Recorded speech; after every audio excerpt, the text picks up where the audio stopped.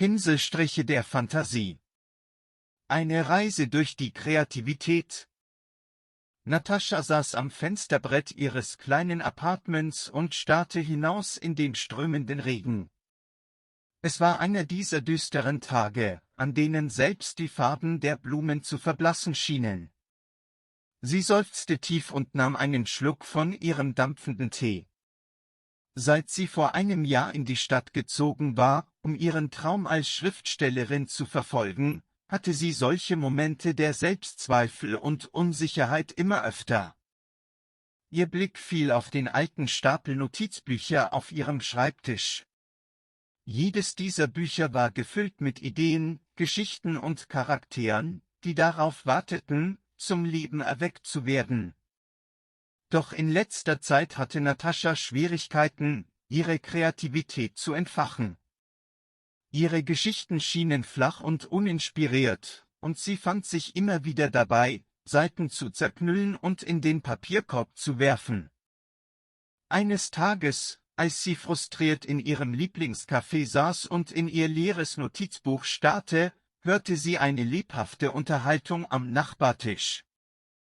Zwei Frauen lachten herzhaft und diskutierten leidenschaftlich über Kunst, Kultur und Kreativität. Sie konnten nicht unterschiedlicher sein, die eine war eine ältere Künstlerin mit wilden Locken und bunten Kleidern, die andere eine junge Architektin mit einer Vorliebe für klare Linien und minimalistisches Design. Neugierig lauschte Natascha ihren Gesprächen, und nach einer Weile wagte sie es, sich einzumischen. »Entschuldigen Sie«, sagte sie schüchtern, »ich konnte nicht umhin, eure inspirierende Unterhaltung mitzuhören. Ich bin Schriftstellerin, aber irgendwie stecke ich fest. Habt ihr Tipps?« Die beiden Frauen lächelten sie aufmunternd an. Die ältere Künstlerin namens Rosa meinte, Kreativität kommt in Wellen, meine Liebe. Manchmal fließen die Ideen reichlich, und manchmal sind sie wie ein zögerlicher Bach. Wichtig ist, dass du weiterhin schreibst, auch wenn du unzufrieden bist. Du kannst später immer noch feilen und polieren. Die Architektin, Clara, fügte hinzu, und vergiss nicht, dich von der Welt um dich herum inspirieren zu lassen. Gehe spazieren, beobachte die Menschen, höre ihre Geschichten.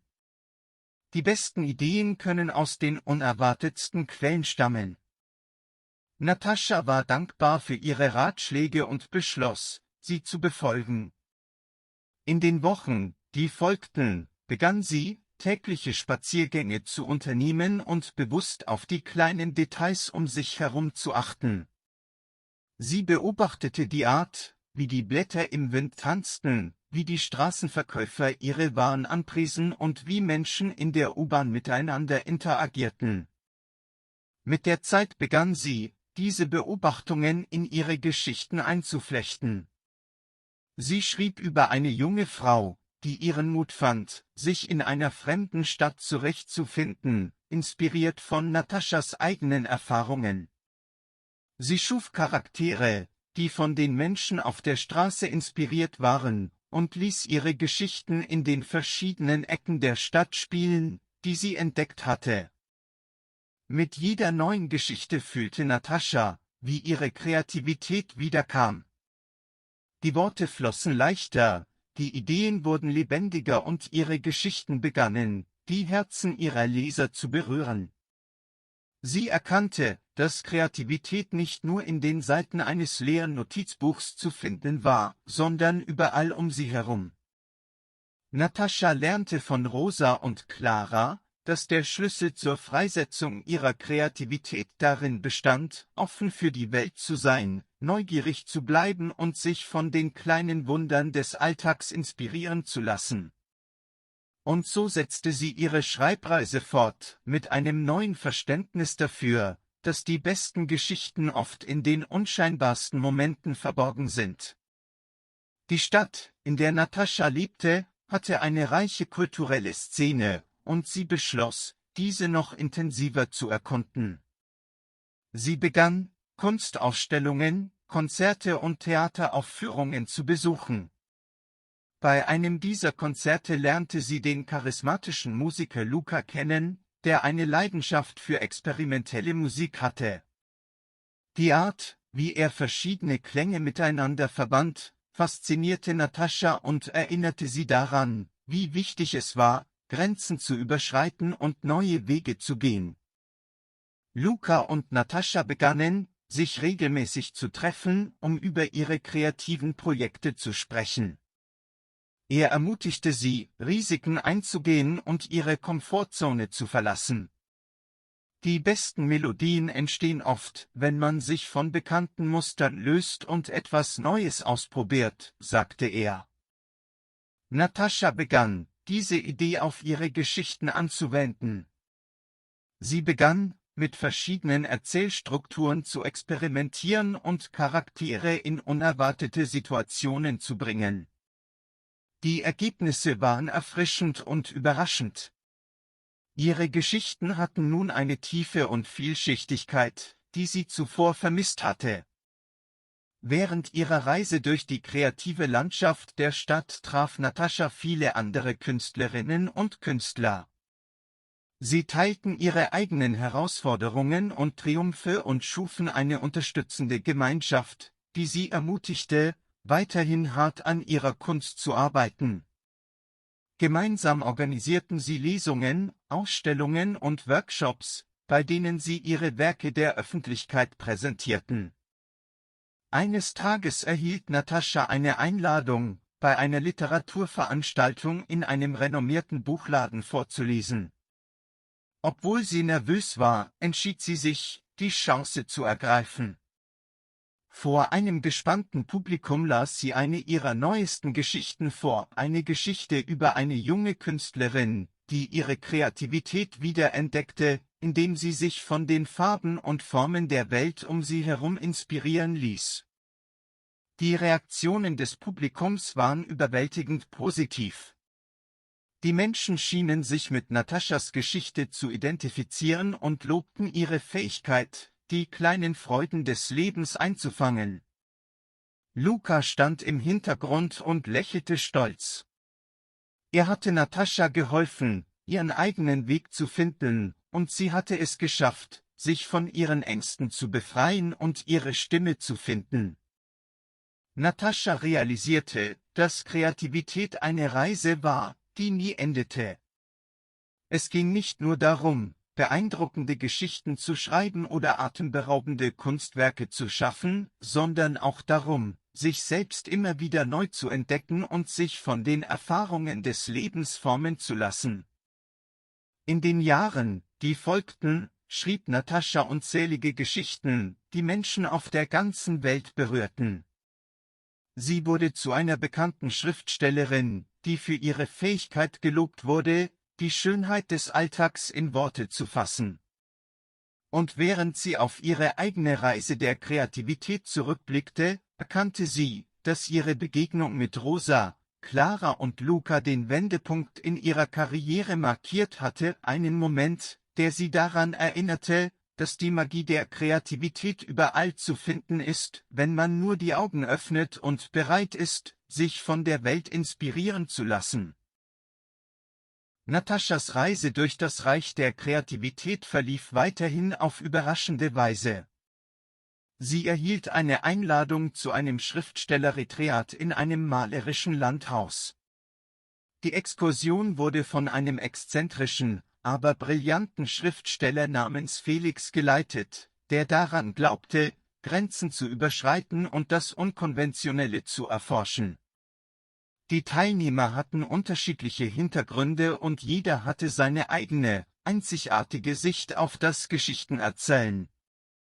Während des Retreats war Natascha von einer Atmosphäre ständiger Inspiration umgeben.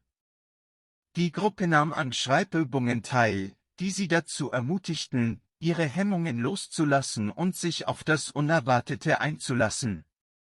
Sie schrieben Geschichten aus der Perspektive unbeliebter Objekte, tauschten Charaktere und Schauplätze aus und experimentierten sogar mit der Mischung von Genres. Felix sagte oft, um ihrer Kreativität freien Lauf zu lassen, müssen sie den Perfektionismus loslassen. Akzeptieren Sie die Unordnung Ihrer Ideen und lassen Sie sie ungehindert auf die Seite fließen. Die Bearbeitung erfolgt später. Nataschas Erfahrungen bei den Exerzitien haben ihre Herangehensweise an das Schreiben tiefgreifend beeinflusst. Sie begann, ihre ersten Entwürfe als grobe Skizzen zu betrachten, da sie wusste, dass die wahre Kunstfertigkeit erst im Laufe des Überarbeitungsprozesses zum Vorschein kommen würde. Sie lernte auch, Feedback anzunehmen und es als Chance zur Verfeinerung ihrer Arbeit und nicht als Kritik zu betrachten. Nach dem Retreat bekam Nataschas Schreiben eine neue Dimension. Sie befasste sich mit komplexeren Themen und vertiefte sich in die Feinheiten menschlicher Emotionen. Ihre Geschichten berührten die Leser auf einer tieferen Ebene und berührten universelle Wahrheiten, die Menschen aus allen Gesellschaftsschichten verbanden. Ihre einzigartige Stimme entwickelte sich weiter und wurde zu einem Wandteppich, der aus den Fäden ihrer Erfahrungen, ihrer Interaktionen und ihrer eigenen Entwicklung als Individuum gewebt war. Als Nataschas Ruf als Schriftstellerin wuchs, wurde sie eingeladen, bei verschiedenen Literaturveranstaltungen und Workshops als Rednerin aufzutreten. Sie erzählte von ihrer Reise, den Herausforderungen, die sie gemeistert hatte, und den wertvollen Lektionen, die sie dabei gelernt hatte. Sie betonte, wie wichtig es sei, das Scheitern als Sprungbrett zum Erfolg zu betrachten, und forderte aufstrebende Künstler auf, ihre Neugier wach zu halten. Nataschas Erfolg war nicht ohne Höhen und Tiefen. Es gab Momente des Selbstzweifels und der kreativen Blockaden, aber jetzt verfügte sie über ein Toolkit mit Strategien, um diese zu überwinden. Sie besuchte ihre alten Aufenthaltsorte erneut, das Café, in dem sie Rosa und Clara kennengelernt hatte, und den Park, in dem sie ihre ersten Spaziergänge der Inspiration unternommen hatte. Diese Orte hielten Erinnerungen bereit, die als Erinnerung an ihre eigene Widerstandsfähigkeit und die Freundschaften dienten, die ihre Kreativität gefördert hatten. Eines Tages erhielt Natascha einen Brief von einer jungen Schriftstellerin, die an einem ihrer Workshops teilgenommen hatte. Die Autorin erzählte, wie Nataschas Geschichte sie dazu inspiriert hatte, ihre eigenen kreativen Träume zu verwirklichen. Der Kreis hatte sich geschlossen, so wie Natascha einst bei anderen Rat und Inspiration gesucht hatte, war sie nun diejenige, die die nächste Generation von Künstlern motivierte und anleitete. Und so ging Nataschas Reise der Kreativität weiter, ein sich ständig weiterentwickelndes Abenteuer, das ihr lehrte, wie wichtig es ist, offen zu bleiben, neugierig zu bleiben und sich selbst treu zu bleiben. Durch die Wendungen, die Herausforderungen und Triumphe lernte sie, dass der Kern der Kreativität nicht nur im fertigen Meisterwerk lag, sondern in der Reise, die eigene einzigartige Stimme zu entdecken und sie mit der Welt zu teilen. Nataschas Ruf als Schriftstellerin verbreitete sich weit und breit und ihr wurde die Möglichkeit geboten, mit Künstlern verschiedener Disziplinen zusammenzuarbeiten. Sie schloss sich mit der talentierten Illustratorin Emma zusammen, um eine Reihe von Kinderbüchern zu erstellen, die Nataschas herzerwärmende Geschichten mit Emmas lebendigen und bezaubernden Illustrationen verbanden.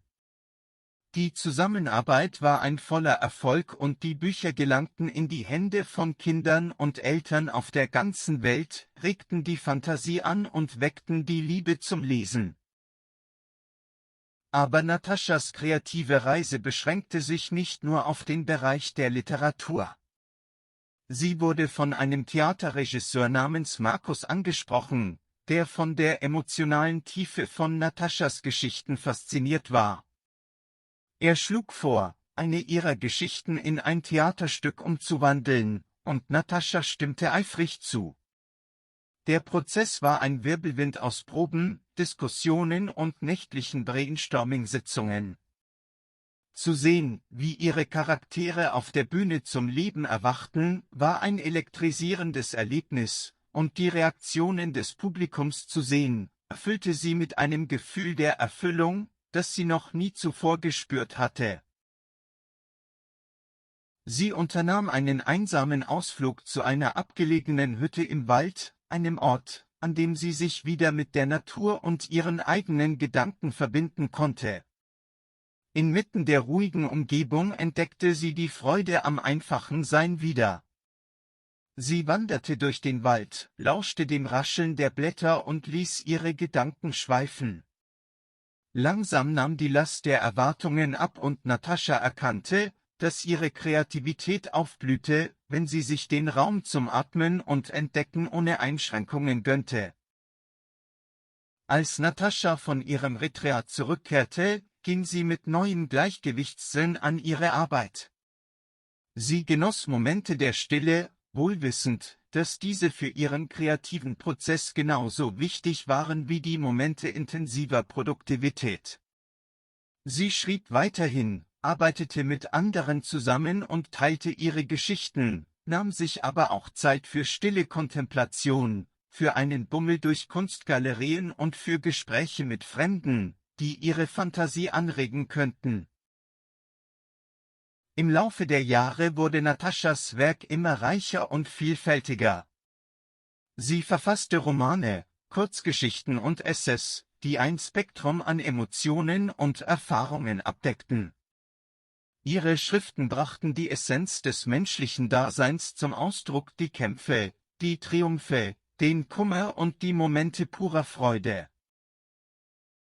Im Laufe der Zeit wurde Natascha zu einer verehrten Persönlichkeit in der kreativen Gemeinschaft, nicht nur wegen ihres beeindruckenden Werks, sondern auch wegen ihrer Bescheidenheit, Authentizität und Bereitschaft, ihre Reise mit anderen zu teilen. Sie nahm weiterhin an Workshops teil, betreute aufstrebende Künstler und arbeitete interdisziplinär zusammen, stets auf der Suche nach der Erweiterung ihres Horizonts und dem Lernen von anderen.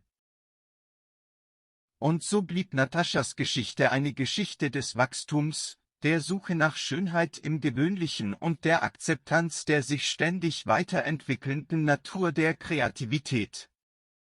Während sie die Wendungen ihrer künstlerischen Reise weiter bewältigte, verlor sie nie die Lektionen aus den Augen, die sie dabei gelernt hatte, die Fähigkeit der Beobachtung, die Wichtigkeit, das Unvollkommene anzunehmen, und die Magie, die entsteht, wenn man es wagt, das zu erforschen Neuland der Fantasie. Als Nataschas Karriere weiter florierte, wurde sie vor eine einzigartige Herausforderung gestellt, ihren ersten Roman für junge Erwachsene zu schreiben. Die Aussicht erregte und schüchterte sie zugleich ein. Sie wollte eine Geschichte erschaffen, die bei Teenagern Anklang findet und die Komplexität ihres Lebens und ihrer Gefühle einfängt. Ausgehend von ihren eigenen Erfahrungen und den Lektionen, die sie gelernt hatte, begann Natascha, eine Geschichte zu schreiben, die sich mit den Themen Identität, Freundschaft und Selbstfindung befasste. Der Prozess, den Roman zu schreiben, war sowohl aufregend als auch anspruchsvoll. Natascha tauchte in die Welt ihrer Charaktere ein und spürte ihre Freuden und Kämpfe, als wären es ihre eigenen. Sie war entschlossen, eine Erzählung zu schaffen, die ehrlich, nachvollziehbar und ermutigend für junge Leser war.